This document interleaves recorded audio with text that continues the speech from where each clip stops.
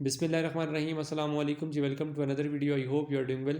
सो FDEST का syllabus आप अपनी स्क्रीन पे देख सकते हैं। आज की इस वीडियो में मैं आपको FDEST के सिलेबस के हवाले से गाइड करूंगा, क्योंकि बहुत सारे ऐसे कैंडिडेट्स हैं जो अभी तक कंफ्यूज्ड हैं। बहुत सारे ऐसे कैंडिडेट्स हैं जो अभी तक प्रीवियस HEC का जो सिलेबस है उसको फॉलो कर रहे हैं, और बहुत सारे ऐसे स्टूडेंट हैं जो FYs का जो FDE का जो सिलेबस है उसको फॉलो तो कर रहे हैं, बट उनको फिर भी समझ नहीं आ रही कि हमने एक्चुअली करना क्या है। ठीक है, अभी तक कंफ्यूज हैं।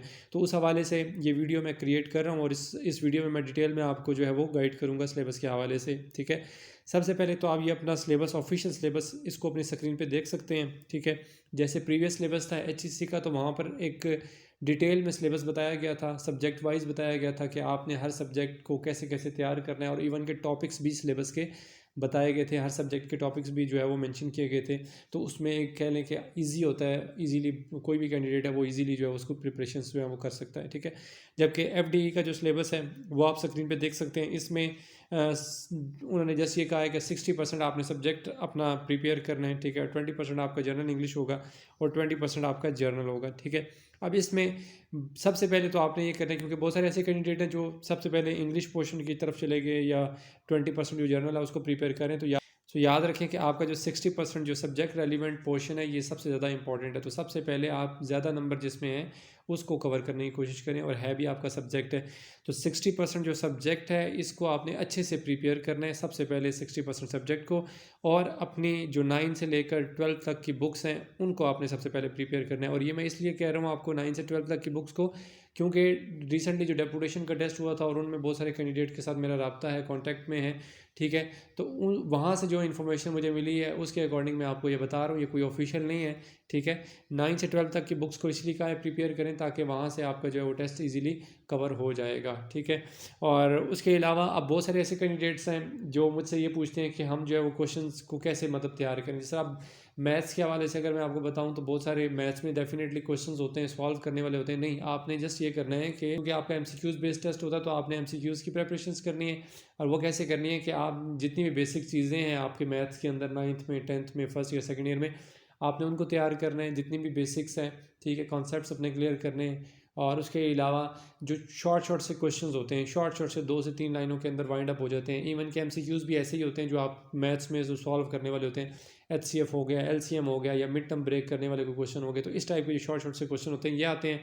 और फिर आपने जो डेफिनेशंस होती हैं, जितनी भी डेफिनेशंस हैं उनको एक दफ़ा देख लीजिए, गो थ्रू करें, ताकि आपको अच्छे से जो है वो चीज़ें जो हैं वो एक दफ़ा रिमाइंड हो जाएं। ठीक है, तो लॉन्ग क्वेश्चन जितने भी हैं उनको आपने नहीं करना, जस्ट आपने बेसिक चीज़ों को एक दफ़ा अंडरस्टैंड करना है या उसको गो थ्रू करना है, एक दफ़ा उसको ओवरव्यू कर लेना है। ठीक है, तो ये आपका 60% सब्जेक्ट जो है वो यहाँ से प्रिपेयर हो जाएगा।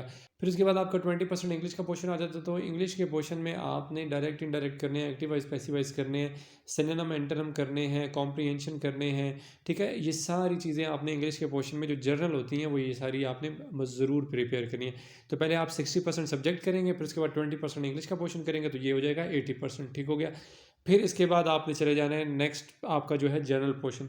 अब जनरल पोर्शन से मुराद ये है कि आपके जो जनरल सब्जेक्ट्स होते हैं, 9-10 में जनरल सब्जेक्ट्स होते हैं, 8 क्लास में जनरल सब्जेक्ट्स होते हैं, आपके फर्स्ट ईयर सेकंड ईयर में जनरल सब्जेक्ट्स होते हैं जिनको कंपलसरी सब्जेक्ट्स भी बोलते हैं। ठीक है, अब उन जनरल सब्जेक्ट्स में आपके करंट अफेयर्स भी इंक्लूड होते हैं, उस जनरल सब्जेक्ट में आपकी जनरल मैथ भी है, उस जनरल सब्जेक्ट में आपकी जनरल साइंस भी है, आपकी पाकिस्तान स्टडीज़ भी है, इस्लामिक स्टडीज़ भी है। ठीक है, जनरल इंग्लिश भी होती है।